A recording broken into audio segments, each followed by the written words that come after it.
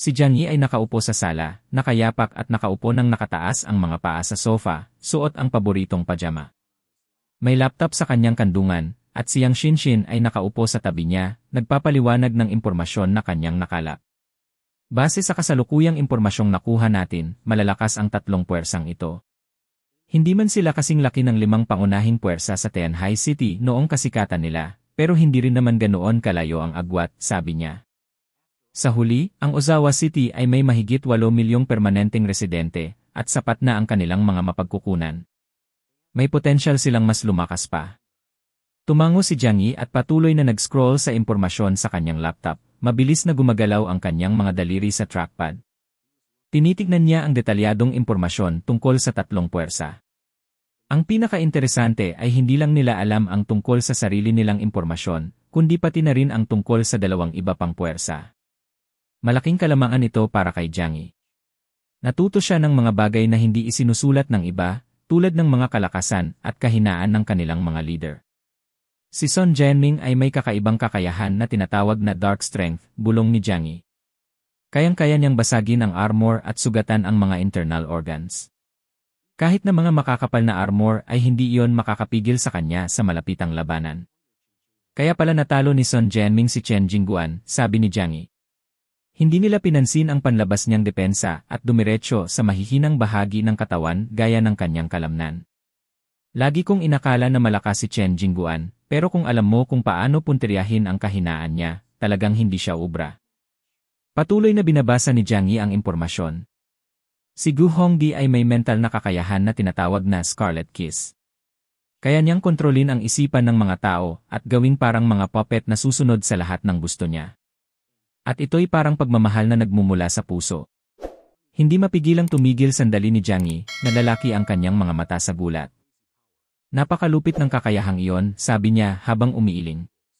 Ang pinakamasama pa, alam ng tao na naloko sila, pero hindi nila maiwasang mahulog palalo dahil sa pagmamahal na nilikha niya. Hindi sila makakaalis. Naalala niya ang mga nakaraang enkwentro niya kay Gu Hongdi, at kung gaano katindi ang kontrol nito. Siguradong marami siyang tagasunod.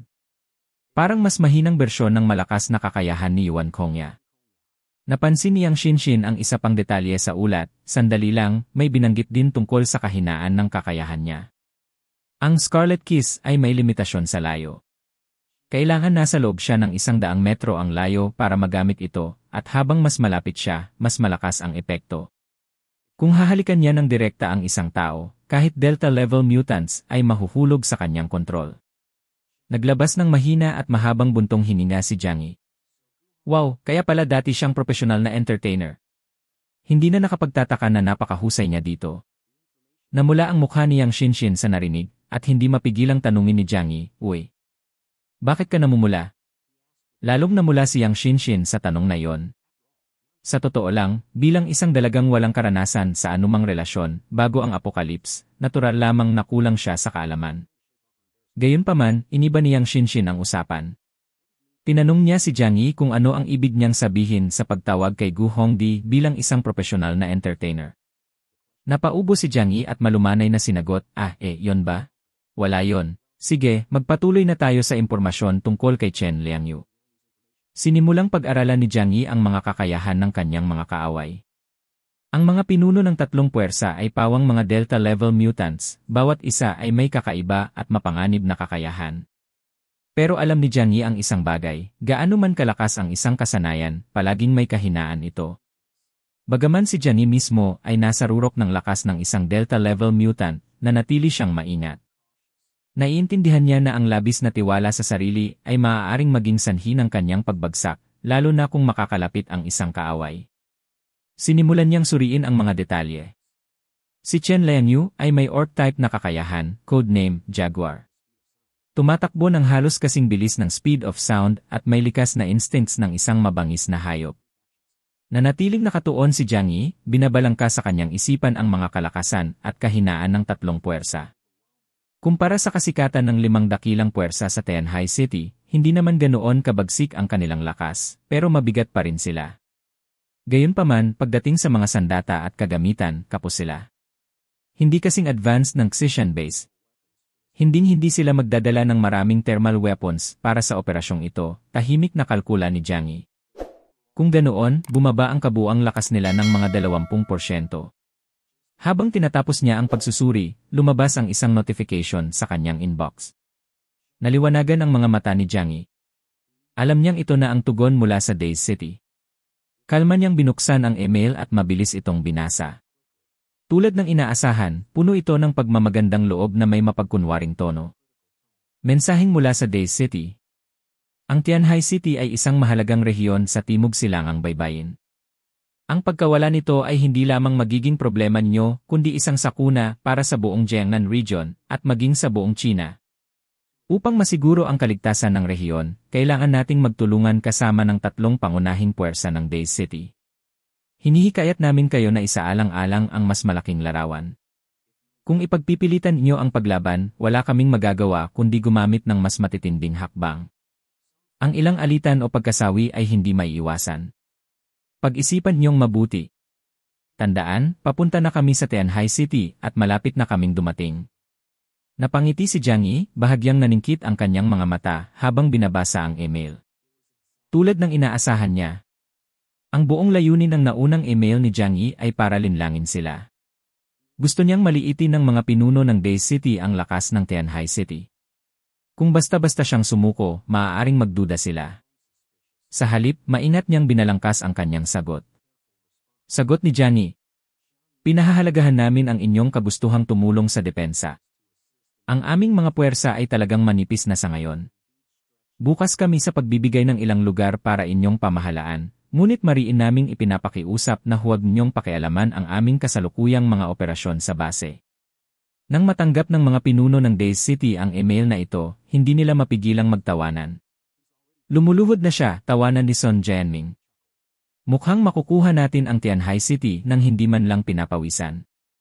Ngumiti si Gu Hongdi. Ano pang hinihintay natin? Simulan na natin ang pagkuha ng ilan sa kanilang mahahalagang resources. Kapag hawak na natin yon, madali na nating mapipilit silang sumuko. Lalo silang naging kumpiyansa sa bawat salitang binibigkas nila. Para sa kanila, ang email ni Jiang Yi ay malinaw na tanda ng kahinaan. Sa pag-aalok ng teritoryo, ipinakita niyang wala siyang lakas at takot siya. Sa kanilang isipan, konting panahon na lang at tuluyan ng mapapasa kanila ang Tianhai City, paisa-isa. Sa huli, kung sino ang may kontrol sa mga resources, tulad ng supply, armas, at mga mutant, ay siyang may kontrol sa lahat.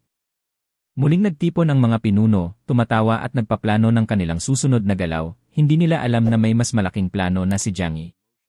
Itinaas ni Chen Liangyu ang kanyang kamay, mabigat ang boses habang nagsasalita. Hindi maganda ito. May natitira pa silang ilang sundalo. Hindi ako mapapanatag hanggat hindi sila tuluyang nawalan ng armas. Mahinang tumawa si Gu Hongdi, itinaas ang kilay sabay sabi. Chen, sa tingin mo ba, ang planong ito ay masyadong padalos-dalos? Isipin mo na lang, kung pipilitin natin silang ibigay ang kanilang mga armas, baka bumaligtad pa ito. Oo, malakas tayo, pero kung di sila susunod, baka atakihin nila tayo. Alalahanin mo ayaw naman natin ng anumang casualties. Tumango si Sun Jianming ng seryoso. Tama siya. Kahit na wala na ang karamihan sa kanilang mga mutant, ang mga natira ay ang pinakamagagaling nila. Kung masyado natin silang pipilitin, baka lumaban sila hanggang kamatayan. Bakit natin ito ipagsasapalaran? Nakasimangot si Chen Liangyu, halatang hindi siya kontento. Hindi ko lang sila mapagkakatiwalaan.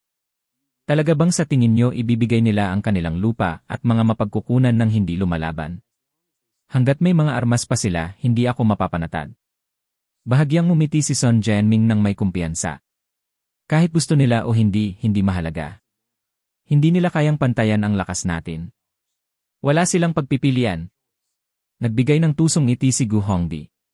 Pero dapat may iwan pa rin tayong kaunti para sa kanila. Bakit hindi natin sila bigyan ng isang tuyong lupain? Magmumukha tayong mapagbigay habang nananatili silang nasa ilalim ng kontrol natin. Tama yon, sang-ayon ni Sun Jianming.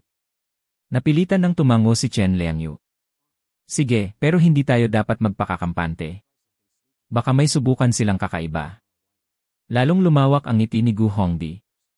Kaya isasama natin ang pinakamagagaling nating mandirigma. Ang ganap na lakas ang sisira sa lahat ng kanilang plano.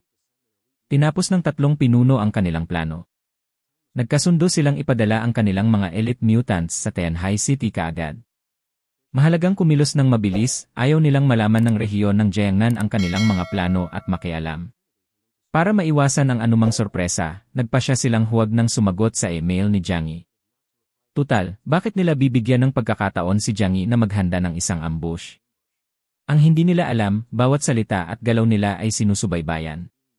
Na-intercept ni Yang Xinshin ang kanilang mga pag-uusap at ngayon alam na ni Jiang Yi ang lahat ng kanilang mga plano. Si Uncle Wu, na kilala bilang pinakamahinahon sa grupo, ay hindi napigilang magalit ng husto. Hintayin niyo, dudurugin namin kayo, sabi niya.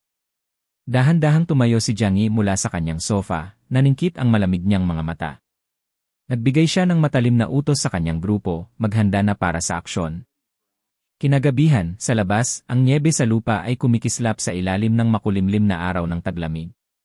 Isang konvoy mula sa Osawa City ang dahan-dahang rumaragasa papunta sa Tianhai City, ang tunog ng kanilang mga sasakyan ay pumupukaw sa tahimik na gabi. Sa unahan ng konvoy, nakaupo ng komportable sa iisang sasakyan sina Sun Jianming, Chen Liangyu, at Gu Hongdi, pinangungunahan ang isang malakas na puwersa. Malinaw ang kanilang plano, salakayin ang Xishan District, ang base camp ni Jiang Yi, at doon magtayo ng operasyon para pilitin siyang sumuko. Napakalaki ng konvoy, 50 tangke, 800 elite na mandirigma, at 72 mutants, kabilang ang 3 Delta-level na leader. Kinakatawan nito ang 80% ng kabuang lakas pandigma ng Osawa City. Simple lang ang kanilang layunin, durugin si Jiang Yi, angkinin ang yaman ng Tianhai City, at ilipat ang kanilang base sa lungsod na mayaman sa resources. Ang kanilang ruta ay dumaan sa Xishan District, kung saan matatagpuan ang isang palatandaan na tinatawag na Sankey Tower. Ang dating radio station ng Tianhai City, ang 52 metrong tore, ay nananatiling nakatayo sa gitna ng nyebe at nagsisilbing natural na palatandaan, lalo na't wala silang satellite navigation. Habang papalapit ang konvoy sa tore, mataas ang kanilang moral. Naniniwala silang walang makakapigil sa kanila. Ngunit ang hindi nila alam, binabantayan ni Jiang Yi ang bawat galaw nila. Inasahan na niya ang kanilang ruta at naghahanda na para sa kanyang kontraopensiba. Ang konvoy mula sa Osawa City ay gumagalaw ng mabagal ngunit tuloy-tuloy. Dahil wala silang access sa advanced navigation systems ng Tianhai City, umaasa sila sa tradisyonal na pamamaraan. Bagamat may ilang regional na navigation permissions na ibinigay ng Jiangnan, limitado lamang ito sa mga lokal na lugar upang maiwasan ang tunggalian ng mga lungsod. Ayaw ni Zhu Zeng na maglaban-laban ang mga lungsod dahil magpapahina lamang ito sa buong rehiyon. Ang konvoy ay pinangungunahan ng isang veteranong driver na sanay nang mag-navigate sa lugar. Hindi niya kailangan ng GPS, bawat gusali at palatandaan ay nakaukit na sa kanyang alaala. Ang ruta papunta sa Xishan District ay dumadaan sa isa sa pinaka-iconic na palatandaan ng Tianhai City, ang Sankey Tower. Sa loob ng isang snow camouflage na sasakyan sa gitna ng konvoy, nakayuko sa isang mapa ang 3 leader, sina Sun Jianming, Chen Liangyu, at Gu Hongdi, ang kanilang mga daliri ay nagtuturo sa mga pangunahing lokasyon sa Tianhai City. Para bang tapos na ang labanan, pinaghahatian na nila ang yaman ng lungsod. Tinuro ni Sun Jianming ang Rainbay sa mapa. Ang Rainport ay akin. Magagamit ito ng ating fleet para magdala ng mga supply. Umupo ng patagilid si Gu Hongdi at inislide ang daliri sa isa pang lugar.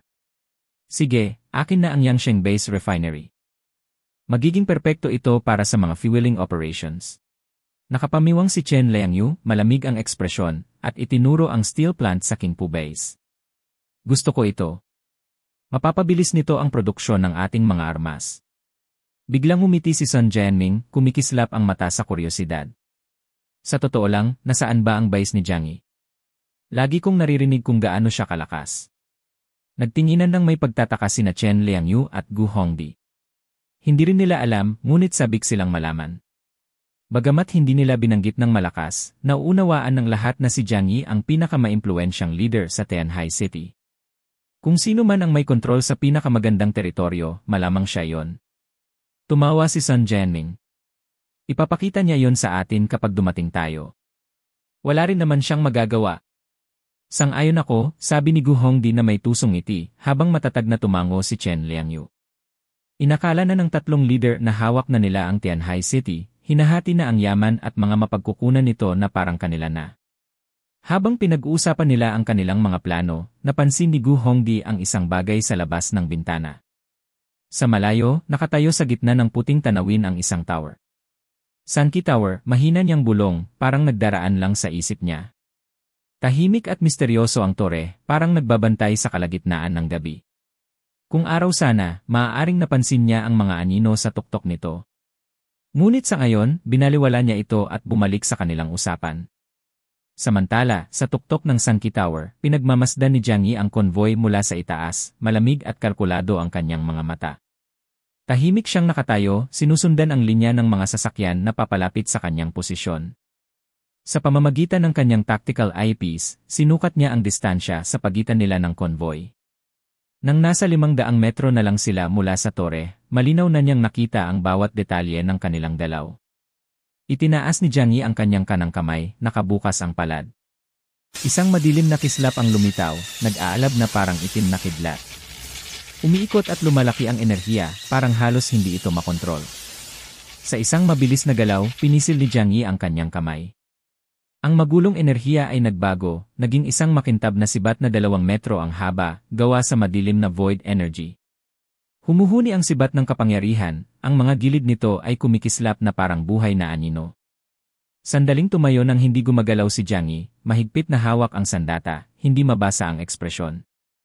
Patuloy ang pag-usad ng konvoy, walang kaalam-alam sa panganib na nagtatago sa itaas. Matapos maabsorb ang hindi kumpletong kapangyarihan ni Yuan Kongya, nagising ni Jiang Yi ang kanyang pinakamakapangyarihang atake, ang Condensed Void Spear. Ito ang unang beses na gagamitin niya ito sa labanan. Nakatitig si Jiang Yi ng malamig sa konvoy sa ibaba, nakatuon ang tingin sa gitna ng grupo nang may kalkuladong dalaw. Itinaas niya ang madilim na sibat sa itaas ng kanyang ulo, ang enerhiya nito'y humuhuni na parang babala ng paparating na panganib. Pagkatapos, gamit ang buong lakas, inihagis niya ito patungo sa target. Ang sibat ay nawala sa kawalan, naghalo sa walang hanggang dilim ng gabi habang mabilis na lumilipad patungo sa konvoy. Sandaling katahimikan ang namayani. Patuloy na bumagsak ang nyebe ng banayad, parang walang anumang nangyari. Ngunit pagkatapos, isang napakalaking madilim na void spear ang biglang lumitaw mula sa wala, nilamon ang 1 kilometro sa paligid ng konvoy. Tahimik ang void spear, parang palaging nandoon. Karamihan sa mga sasakyan ay agad na nilamon na nag-iwan ng wala pang 10 sa labas ng saklaw nito. Ang mga sasakyan sa likuran ay biglang huminto, ang mga ingay ng preno ay humuni sa biglaang paghinto. Isa sa mga driver, maputla ang mukha sa takot, ay nakatitig ng malaki ang mga mata sa napakalaking itim na void spear na ngayon ay nakatayo sa harapan nila. Ano-ano yon? Pautal niyang sabi, mahigpit na nakakapit sa manibela habang nanginginig ang kanyang mga kamay. Sa loob ng tore, matikas na nakatayo si Jiang Yi, walang ekspresyon sa kanyang mukha. Naningkit ang kanyang mga mata habang minamasdan ang kaguluhan sa ibaba. Sa pamamagitan ng kanyang communication device, ang kanyang boses ay malamig ngunit puno ng otoridad. Ilatag na ang lambat, sabi niya, malamig ang tono. Matapos ang maikling katahimikan, idinagdag niya, walang sinuman ang dapat mabuhay. Nagkaroon ng ganap na kaguluhan sa konvoy. Ang misteryosong void spear ay nilamon ang halos buong koponan. Ang mga nasa ilang natitirang sasakyan ay desperadong sinubukang makipag-ugnayan sa kanilang mga kasamahan na nasa loob ng void spear. Ngunit walang tugon. Ang takot ay mabilis na kumalat. Sumisigaw ang mga sundalo sa isa't isa, ngunit wala ni isa ang may sagot. At pagkatapos, kasing bilis ng paglitaw nito, nawala ang void spear. Sa lugar nito ay may isang napakalaking, makinis na hukay, perpektong hugis kalahati ng isang bilog. Lahat ng nasa loob nito, mga sasakyan, kagamitan, at tao, ay nawala. Kahit ni isang butil ng alikabok ay walang natira. Ang tanawin ay nag-iwan sa mga batikang sundalo na basang-basa sa pawis, na putlang parang multo ang kanilang mga mukha. Isang mutant ang napaluhod, dilat ang mga mata sa takot. Sumigaw siya ng pabulong, "Ukininam!" bago tumakbo ng walang direksyon sa nyebe. Ngunit walang makakatakas. Mula sa mga nyebe sa paligid ng konvoy, nagsimulang lumitaw ang mga mutant ng Tianhai City. Lumabas sila mula sa lahat ng direksyon, ang kanilang galaw ay tiyak at organisado. Ang mga mandirigma mula sa koponan ni Jiang Yi at ang 3 kaalyadong base ay bawat isa ay kontrolado ang isang bahagi, sinisiguro na walang makakatakas. Ito ay isang ganap na ambush. Wala ni Katiting na balak si Jiang Yi na hayaang may makatakas. Walang dapat mabuhay upang isiwalat ang kwento ng kanyang kapangyarihan. Sa simula, sina Xiao Honglian, Xin Chan, at Chen Jingguan ay naguguluhan sa plano ni Jiang Yi. Iniisip nila kung paano nila tatalunin ang mas malaking puwersa mula sa Osawa City. Ngunit sa sandaling makita nila ang napakalaking itim na Void Spear, naintindihan nila. Ang agwat sa pagitan nila at ni Jiang Yi ay hindi masukat. Hindi sila magka-level. Patayin silang lahat. Sundin ang utos ng pinuno, walang dapat mabuhay, sigaw ni Chen Jingguan habang hinugot ang kanyang sandata at sumugod sa mga tumatakas na mutant. Hanggang dito na muna magtatapos ang ating kwento para sa araw na ito. Maraming salamat sa inyong panunood. Huwag kalimutang i-click ang subscribe button at i-on ang notification bell para hindi niyo ma-miss ang mga updates. Babalik ako bukas para sa isa pang kapanapanabik na episode. Hanggang sa muli, ingat kayo at tandaan, ang lahat ng problema ay may solusyon, at wag mo nang paabutin pa sa Rafi Tulfo in action.